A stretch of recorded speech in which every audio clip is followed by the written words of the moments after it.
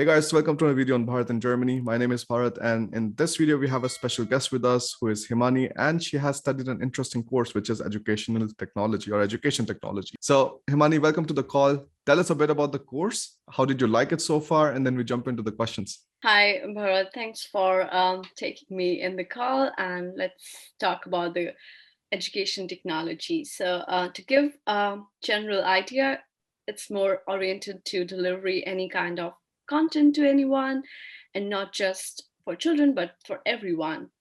And people and like generally have this idea that a course for a teachers, that's not the case here. Like, it's not just for teachers, it's for everyone. So to give you an idea, I can tell you about a specific course. Like in the start, there were courses that taught how to present information for effective knowledge transfer. Then there were courses online, and then there were courses related to how to show diagrams. Like there are courses on how to give information through a video or a audio. This is how you deliver your content in a very effective way. And this could be even for slow learners, fast learners, and how to manage it like for everyone.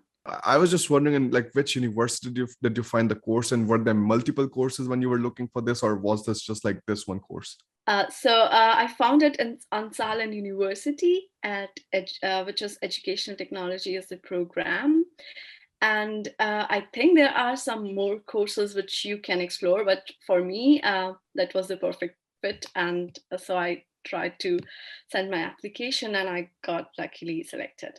Very nice. And how did you come across this course at all? Because like after computer science, most people like go for other fields. So for me, it was a bit challenging because I wanted to do something not like completely off track to computer science, and I wanted to do some courses with informatics and plus informatics is computer science and plus some educational theories. And this was the perfect match for me because I got to choose about 50% of the courses which I took is from informatics, for example, artificial intelligence, media informatics, e-tutoring, which I didn't took, but there was one also a course, a seminar.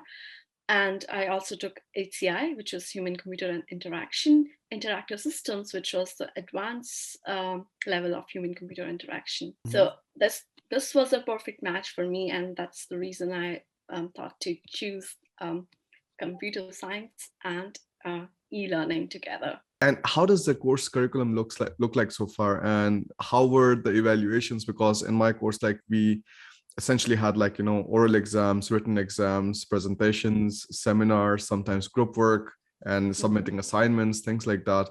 So how was the syllabus and how were the evaluations of the course? Most of the courses are like you have to have a group and you have to do your contribution. It's more like collaborative learning. The exam in the end is like you have to write by yourself, but for the assignments, they are having groups and you have to make some assignments. They could be even presentations or like written assignments.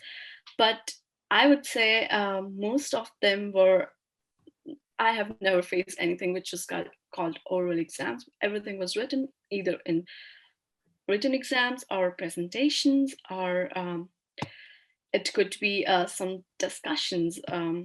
Yeah. And like, did you find it a massive difference than how like we're studying in India? Oh, it's completely different. Like you must be interested in the course to do it because like in India, you know about the courses, like we do it with the peer pressure at times. But here, if you're not really into the something which you want to learn, then there's no purpose to learn it. So, and also everyone can figure out because most of the courses are with the group study, and you have to work collaboratively. And if you're not really into like in the presence of the situation, then things could go wrong. So yeah, it is different, but it's very good if you're really interested. And how do the job opportunities look like after this program? So if I talk about industry, like mastery companies that hire education technologists or instructional designs are EdTech companies, right? And you like who sell online courses like LMS or learning management systems, or run courses for educating their own employees, or like, for example, take any company which I'm working on and is like LMS based product-based company, which is who buy those softwares for basically educating their own employees. And yeah, there are so many opportunities which you get, and you can also design some products since you have some knowledge about human-computer interaction, how to interact with people.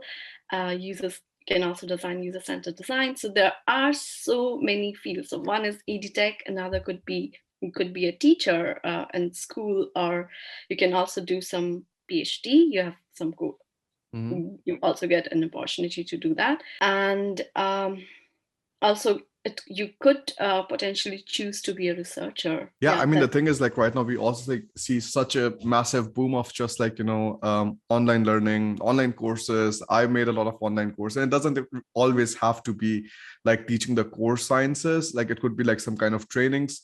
I was previously a part of a group where we're doing this like, online education training essentially, and we had a mentor.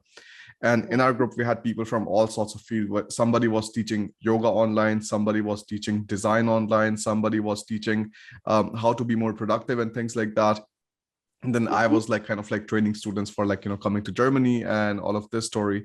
So this works. But for example, like I think like this educational technology, maybe this could be like, suited also for like bigger companies which want to come up with more of this custom learning management softwares.